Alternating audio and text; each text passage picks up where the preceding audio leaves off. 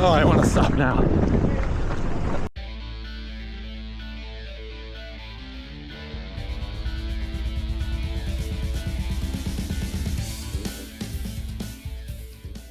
Welcome back to the channel. It's been a few months since my last video, and that is because I've moved to Portugal. And being in Portugal, I have set up my next marathon, the Porto Marathon. So I will be headed up there in a few days. And I've done a 12-week block. I kind of trained all over the summer. It's been interesting. Started off with kind of 50-mile weeks, worked up to 60 for a while. There was a moving week. And then kind of ramped up, finishing around 70-mile weeks for several. And then I had a back issue, so the last like 3 weeks I haven't been able to run nearly as much, so we will see how that all works out. But this will be an interesting, different sort of marathon for me because I am going off of heart rate, which is very different than I've done everything in the past. I've always kind of gone based on whatever time I wanted and just run that pace as long as I possibly could. But this time I'm completely going by heart rate. So keeping it under 85% through 13 miles, then keeping it under, I think like 88% or something through 18 miles, and then kind of ramping it up from there. Hopefully, if I keep that up, I'll be able to do it without completely bonking. So it'll be painful, but hopefully not gaining minutes near the end. So I'm taking the train up in a couple more days, and we will see how this all plays out up in Porto.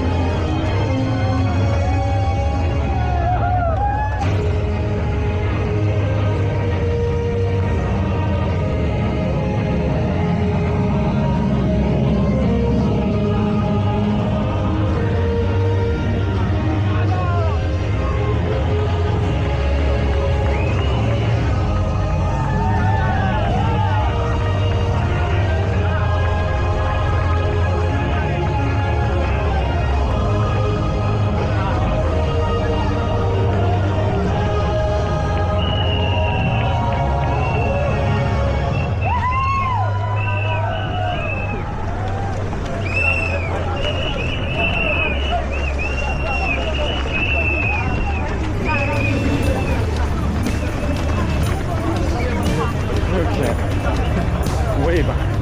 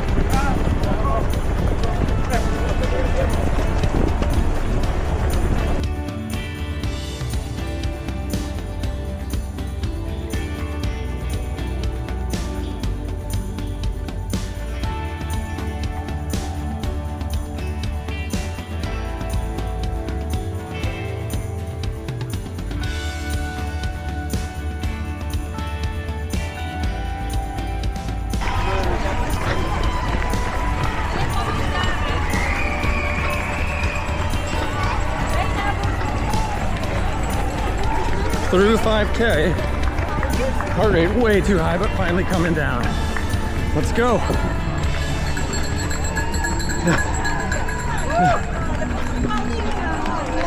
Woo!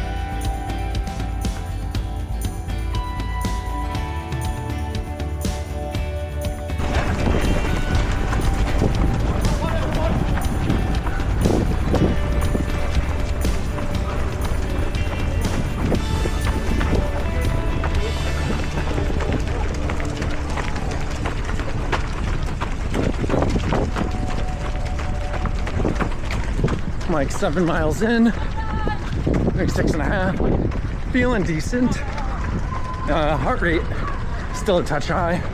I already screwed up my watch, but what are you gonna do? Trying to keep the heart rate under 173. Not working perfectly, but sometimes.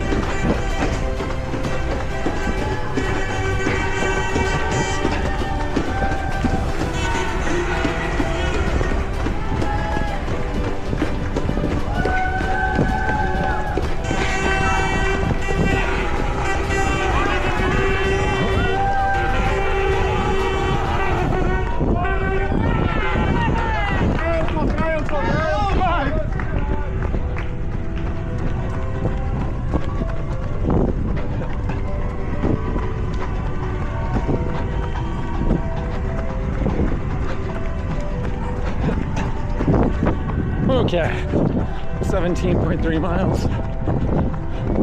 Heart rate's 185, it just won't come down. Let's see.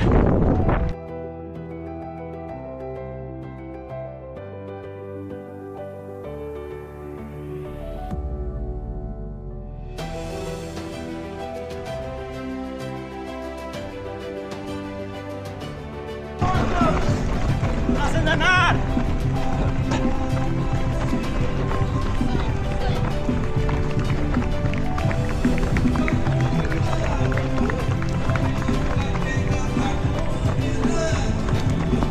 19.25 in. Feeling just got a bit of a second wind as I did the turnaround. Fingers crossed.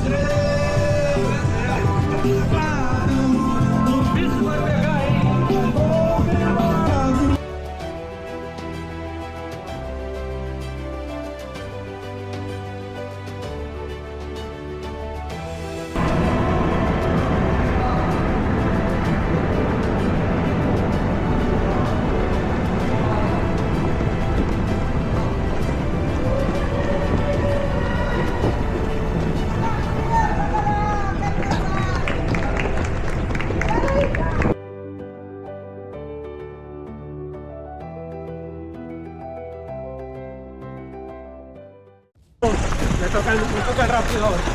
Después tenemos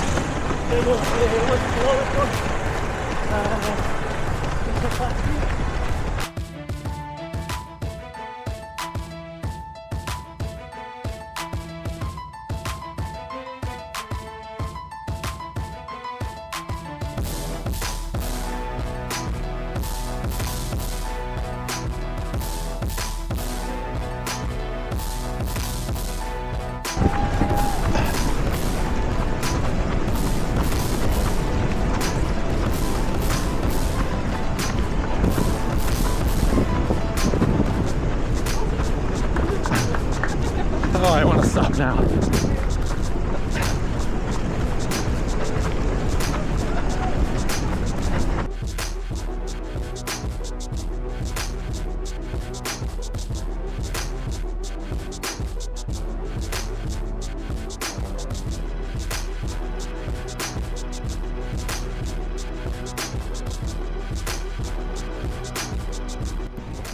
As I'm running up this final stretch, I'm already past 26.2 and I'm at like 18:15. So I'm thinking, oh, this has got to be the third arch up there. So I'm even thinking, oh, I don't have to run too hard to get to that third arch. And then right as I'm getting closer, I'm like, I don't see. And then you can see I've gone through the 3 arches, not at the finish yet. I'm in a lot of pain. Turning the corner, I'm like, okay, and now I see that there's 2 more arches around the corner. And then I got to them. Those weren't it either.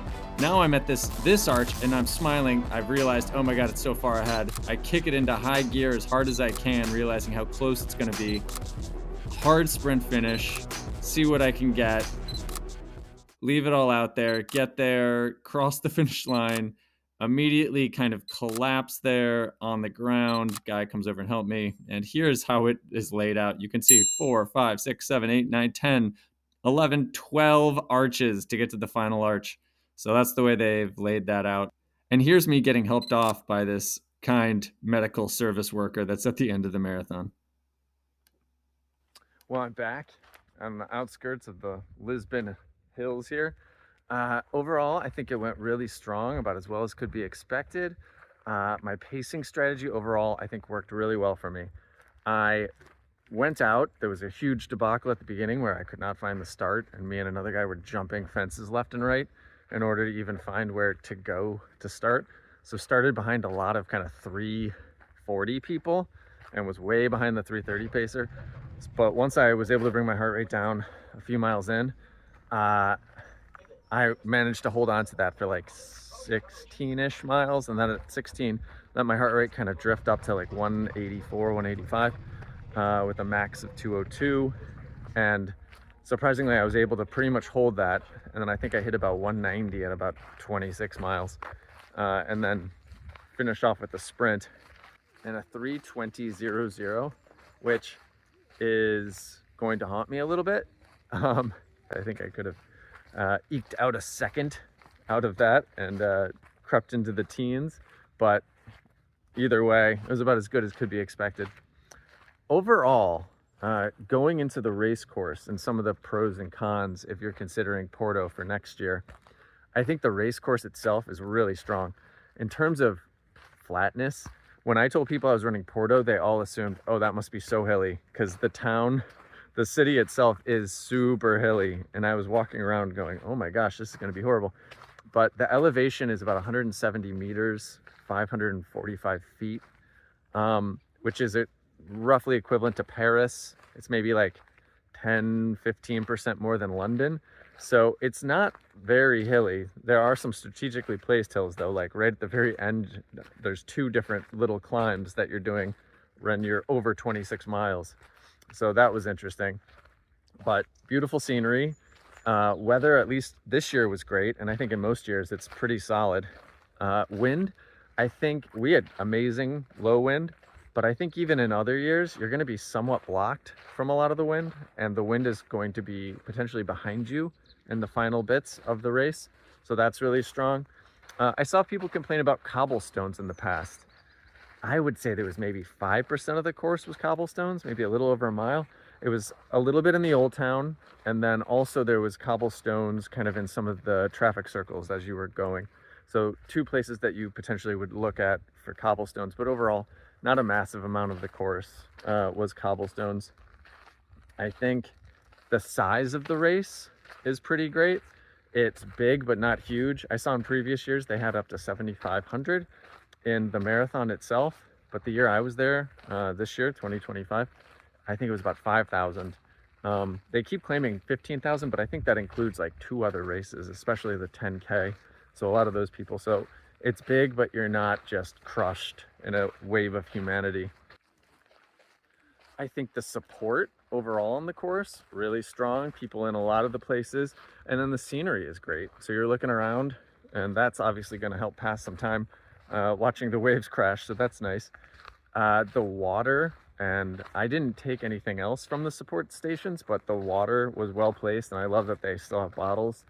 Those were super easy to like carry with you at any given time, and they came very consistently, kind of like right after 5K markers, which was nice. Sometimes I felt like they come out of nowhere in some races, and this one I was constantly just like waiting for the next 5K because I knew there would be something really close to that. In terms of cons of the race, I think it could potentially be hotter some years. Wasn't really too much of an issue this year other than the last maybe like hour. I think it's certainly not as flat. It's about 3.5 times hillier than Valencia.